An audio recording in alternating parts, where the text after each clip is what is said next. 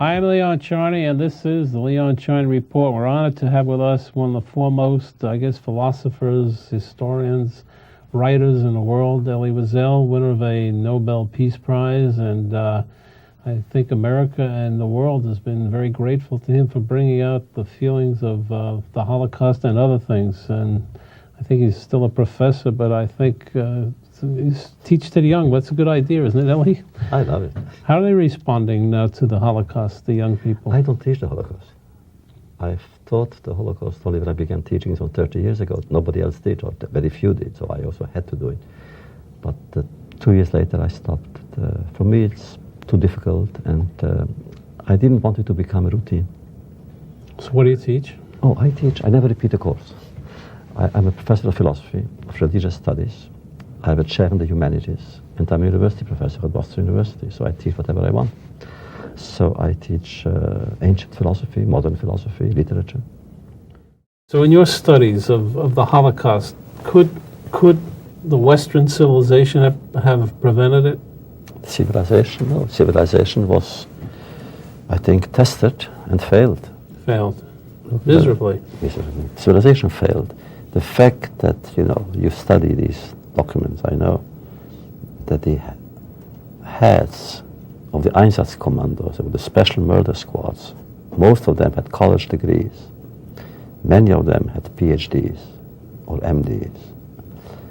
And that they could kill children every day more and more and still not be shielded or protected by what they have studied. That is, something was wrong with their study. Well, what does that tell you about the culture? That means the culture, something was wrong in the culture. I believed as a Jew, as a teacher, as a student, I believe that culture shields me from certain things. A civilized person cannot do certain things because simply he or she is civilized. Correct. You cannot. Right. And there they did. They studied. The German universities were then the best in the world. The best. And look what they produced. I'll give you another example. Everybody knows in Auschwitz at the entrance they have a writing, Arbeit macht frei. Labor makes free, right? Means Right. freedom. Do you know where they have taken it from? From Hegel. Hegel, the great philosopher Hegel, one of the greatest. From Hegel. Now, that doesn't mean that he was a murderer or a Nazi, but the murderer who put it there had read Hegel. That's right. So he was educated, sophisticated, but a madman and without culture and civilization. But something brought that about. Greed, avarice, power, something had to do it. The Germans in the 19th century, were not that way. Something had to do it. And to so many. If you think I understand it, I don't. I don't know the answer. I don't think to that. anybody can. I don't know the answer. The fact is that it happened in the most civilized nation on earth, at the heart of Christendom. There were killers among the SS who were Catholics, and they would go to confession. They would kill all week, and Sunday go to confession. Well, it's the mafia too. They do the same thing. But the mafia, at least, They got some rules, right? Some rules. And a little bit of humanity. At least they love their mothers, right? It's terrible. Germany today, different? It is different. Do you go to Germany, by the way? Very rarely. Only I have students who are my students who got their PhD occasionally from me and so forth. So I go and help them there. They are very good. It's a democracy. Now, Germany has managed in 50 years to become a democracy, a good one, living democracy, so that we must recognize. Their problem was that until 10 years ago or 15 years ago, they didn't want to remember what they had done, what their grandparents had done, what their parents had done, what they themselves had done. As a result, you had a situation in which the children had to cope with memories that had been suppressed. Uh-huh. Now you have neo-Nazis, skinheads, in the thousands. But on the other hand, you have also young people who are very, very good. They go to Israel, they work. today, Germany, I think the young people in Germany deserve our trust. Do the young people who see you, speak to you, do they know much about the Holocaust? Does a 20-year-old know much about the Holocaust? Much more than 20, 30 years ago. Is that right? Absolutely. Look, when I began teaching some 36 years ago, there were very few professors who taught that subject, maybe one or two. And therefore, I accepted for 2 years to give one course for 2 years. Now you have in the hundreds, if not the thousands of professors who do that.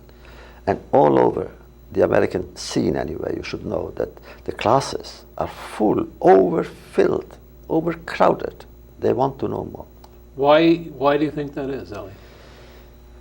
It takes sometimes more than a generation for the meaning of an event to catch up with the person who wants to understand the event. Well, would you believe in your lifetime, a man like you who've seen the Holocaust, been through it, written about it, that you would see so much denial as is coming out, even from the mouths of presidents of sovereign countries like Iran? Well, I wouldn't have believed it. But what I would not have believed either is the way this man was received. He came to the United Nations as president, invited to the Council of Foreign Relations and to all kinds of other organizations, and I think it's a disgrace. This man, I was waging a campaign, I still wage this campaign. He should be declared persona non grata all over the world, simply to be excluded from any civilized society, because this man does not deserve to be accepted or welcomed anywhere. He is the #1 Holocaust denier in the world. And what does he say? He said, there was no Holocaust, but there will be one. And he even said, who is going to do it? He said he wants to destroy Israel. And this man was received by the Council of Foreign Relations. They wanted to give him a dinner. So I raised hell and they canceled the dinner. So I had half a victory. But the other half is, they went on and they met him, and it was a disgrace. Obviously, there are a lot of liberal Jews who think in freedom of the press and the Constitution, et cetera, and there are probably people who would disagree and say we should let them speak. Bring me philosophically what these people are thinking. And you know, probably if we study Germany, there may have been some people in 1929, 1930 who said Hitler was freely elected, so he should have had the right to speak. Where do you draw those lines and how do you stop them? First of all, is the Holocaust denial. I would never sit in the same room with somebody who was a Holocaust denier, and he is a Holocaust denier. Right. Second is the man who wants to destroy the state of Israel, which to me means to destroy the Jewish people. I would not give him the dignity of a debate. So where do you draw the line? That is the line. But you know what I found on the table, Elie, and you'll see it when you go to your sukkah. For the first time in my short memory or long memory, people talk about whether Israel can exist. Oh, in Israel itself? In Israel itself. They talk about it when you go, and you'll visit everybody. You're not going to hear it from every person, but you will hear it from a lot of people. It's been put on the table for the first time. I've never heard that. But I have read in America, there are certain intellectuals who say that, and they say Israel was a mistake. Right. I don't want to mention their names, but some of them say it was a mistake. My God, what does it mean, a mistake? It's a mistake, you can simply erase it. And you erase 6 million Jews again. In Israel, I know there was one article that was published in a certain economic paper saying something like that doubting the existence. I had a great teacher, Shaul Lieberman, I'm sure you know the name. He's one of the great Talmudic scholars. Professor at the Jewish Theological Seminary. I believe since the Gaon of Vilna, we didn't have somebody like him. The Vilna Gaon was also a pretty good scholar. He basically, because he was so scholarly, he gave rise to Hasidim, which were people who said that you don't have to be intellectual to get to the Jewish God, but you can do it through song and dance, etc. If he knew that you said that he gave rise to Hasidism, he would turn in his grave. He would turn over. But you know, there's a lot of mixed marriages now between them. No, of course. A lot. But my teacher, I remember in 67, you remember 3 weeks before the 6-day war, everybody was afraid, correct? Right. I lived in fear. I wasn't married yet, I was single. And of course, I remember I decided to go when the war breaks out, I go to Israel. Everybody thought Israel would lose the war, Right. except Lieberman. Really? And I said to him, Lieberman, how? What do you mean? We live in fear. We panic. And he smiled. He said, look, you don't know Wall Street. I know Wall Street. I think he was wrong, but he pretended to understand stocks. He said, in the world of finances, it's very simple. If the bank gives a huge amount of money to an industry, the bank cannot retreat anymore. The That's bank true. is caught. He's right, by the way. So, see? So he said, God invested so much in the Jewish people, he cannot abandon us anymore. He was right. Elie, what's going on now? I mean, you do follow these survivors and all these plaintiffs' lawsuits and the money that the survivors are allegedly going to get back. I don't know if anybody has gotten any money back yet. You're a great thinker on this issue. No, not really. It's not my field. In truth, it's not my field. I was under pressure to accept the chairmanship of the Swiss fund, and I refused, because what do I know about money, really? What do I know? Whom to give what? Isn't that a very tough decision to make? In general, it's a tough decision, because how can I weigh suffering? If a person says, I was 3 months in this camp, does he or she deserve more money than somebody who spent 6 months in another camp? I don't know how. So finally I said, my work is words, not figures. What about the concept, though? Do you think that it's worthwhile doing this? I think Abe Foxman from the ADL said he had a different view on it. This way, in a sense, you're sanitizing something that should never be sanitized or redressed. I'm not sure I'm using the right words here. You have to be very careful.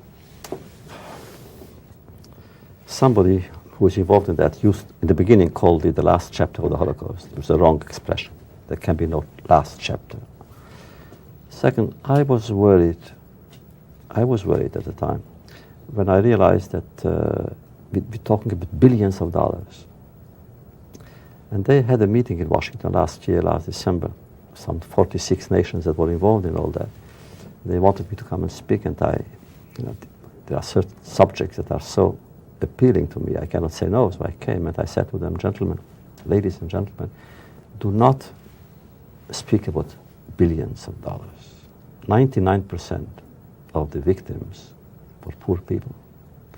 And the enemy has robbed them of their poverty. That is what moves me. That they brought the last shirt.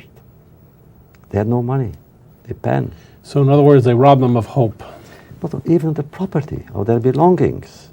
A Jew who came to Auschwitz, what did he bring? Not money. He brought nothing, a tallis and tefillin and a shirt. And they took that away too. That moves me more than the billions of dollars. Now, on the other hand, of course, it's clear that we shouldn't leave this money in the hands that are not proper, not pure, not clean. Well, if you trace back, major corporations in Germany were all involved in arming Germany, and all the banks were involved in financing him. And if you go back in time, you're going to find that everybody was interconnected. I have no doubts that American banks were involved. I have no doubts that Chase Manhattan Bank had a role. I have no doubts about it. So I don't think you can ever end this, ever. Like you say, the Holocaust can never end. Is there a danger that if people, can these companies eliminate their guilt? I don't think that's what they want to do, or that's what they should do. It's not their guilt. Whose guilt is it? When the Swiss scandal appeared in the press, I was in Davos, a Davos conference every year, and a few bankers came to see me and said, look, it's so simple for you, why don't you say it? It happened before we were born. That's all. Now we hear about it for the first time. We promise you an investigation. If they had said that, there would be no scandal. But they didn't. Instead, they became angry, and they began insulting everybody. The ambassador of Switzerland in Washington spoke about something, accused the whole Jewish people of blackmail. It was wrong. Now, I do not believe that there is collective guilt. So to say that the entire German people, I don't believe in it. That the children were not involved. So automatically, we cannot say that. On the other hand, those who are guilty should be brought to justice. It's not money, it's justice. Elie, are you worried about these militias in Los Angeles shootings? A man comes in and says, I want to kill black and Jews, etc. Does that bother you a lot? I'm sure it bothers you as a person. A lot, of course it bothers me. It's happening to our society. Right. That when somebody becomes crazy, he is having it out immediately with guns and on minorities. If he wants to be a hero, take on the majority. Yeah, you don't want to be. Show something. They're cowards, they're not heroes. Go to the FBI, fight the FBI. But no, these are people. But what worries me is the children. How come the children are seduced by hatred? I've organized last 10, 15 years conferences all over the world called Anatomy of Hate. What makes a person that he yields to hatred so easily? Why is hate seductive? Right. Why is it? I learned from psychiatrists, first of all, that the person starts hating only at age 3, not before, which means the child learns how to hate, which is optimistic. That means we can also... It's parental environment. No, we can also teach the child not to hate. What is appealing in hatred is the simplification. It makes life very easy. That's good, evil, you know whom to hate. Black and white, no gray areas. No problem, no questions. Right. So a fanatic has all the answers, but none of the questions. Everything is easy, everything is simple. So it's taught by the parents or by another influence? Environment, by peers, by culture, by religion. It's not hereditary. So you can transform that hate by giving a person a better education? Is that a fact or not a fact? Yes, it's supposed to be. What is education? Education means to sensitize the student to someone else's fears, someone else's joys, someone else's lives. And the moment that someone knows that I'm interested, hatred is already abandoned as an option.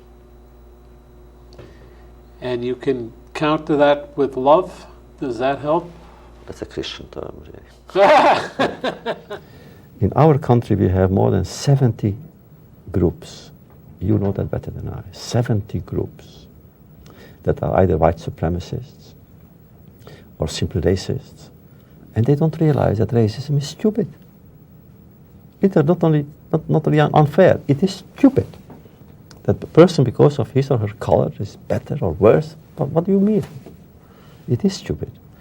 But in our country, we had it. When I came to America, Dov Yudkowsky, whom we spoke earlier. Yeah, Dov Yudkowsky is a mutual friend of ours who was the editor-in-chief of Yediot Ahronot, in my opinion, one of the great journalists of the world. He built the paper up from when Elie worked there, from a small newspaper to one of the giants, really giants of the world. And if he's watching us on the website, which he may be doing, he does. He should. We love you. So I went with him on a cross-country trip. And I remember when I came to the south, and I saw then the posters, for whites only, I felt ashamed. I was ashamed that I was white. Because what right does one have to humiliate a person because of his or her black color or any color? I felt ashamed. I felt the same way when I was in South Africa, going around, from town to town to fight apartheid in the Sowetos. So here in our country, at least, we have changed. The law in the South was illegal. That was so terrible. It was lawful to humiliate the whole community. Right. It's no longer lawful. Now it's an offense. Right. So we have changed a lot. We have changed the national mentality, the mood. But nevertheless, we have not managed to disarm hatred. And that worries me. But after the Columbine and the Los Angeles, I would have wanted the president to declare an emergency, a national emergency. I think you're right. National emergency. We should do something about it. We cannot simply go on. So the question is why, let's take your thesis that at 3 years old you can manipulate the child one way or another, or you can teach him. Why would someone want to teach hate? Only because it's easier? It gives you a sense of power. Look, a person who has the conscience is always hesitating. Am I right? Maybe I'm wrong. Maybe what I believe in is wrong. A fanatic doesn't have these problems. He sleeps well. Right, so he has no conscience. No conscience. Is a human being by nature a sadistic person who is curbed by a civilized culture? We used to say that. Rousseau used to say. I don't think so. I think the choice is ours. We are free. Dostoevsky said that the human being does not choose between good and evil, but oscillates between them, and he's wrong. In a few cases he was wrong. He was a great writer, but he was wrong. So you believe the inherent nature of a human being is not evil or bad or nasty? No, I think we can be both good or bad. It's up to us. It's my choice. They all had the choice. What do you think the next century looks like?